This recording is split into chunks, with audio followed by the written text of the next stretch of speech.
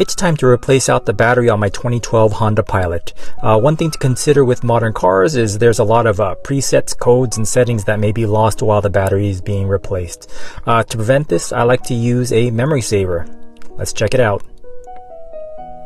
So I prefer the type that connects to the OBD2 outlet. I prefer these over the type that use the 12 volt accessory outlet, since those outlets need to be on all the time.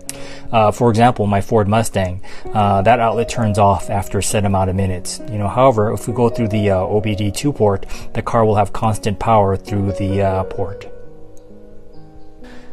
This unit has several options to provide power. You can use the alligator clips to connect to another battery.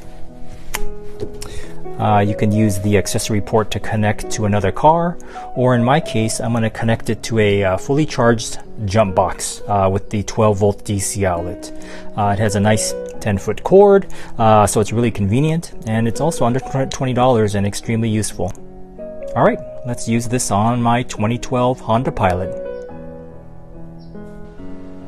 Okay, first let's plug in the memory saver into the jump box, and the LED should turn red. That means that the OBD port is getting power. And the OBD port is right above the driver's pedal. It should be like a white or beige plug. And the OBD port is keyed one way, so just plug it in.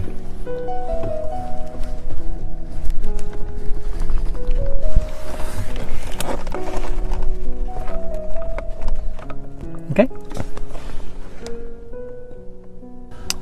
So at this time, the car is getting power from two sources, the jump box and the old battery. So now the memory saver will feed power to the car while the battery is being replaced. I'm going to close the door so that the interior light is off during the process.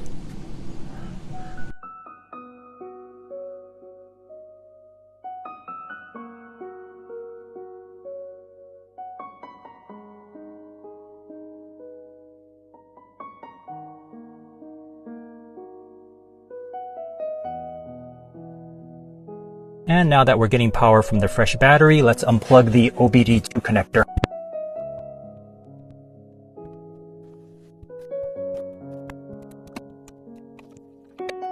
Okay, let's test it out. Alright, time looks good, presets look good. Alright, let's start it up just to make sure. Perfect.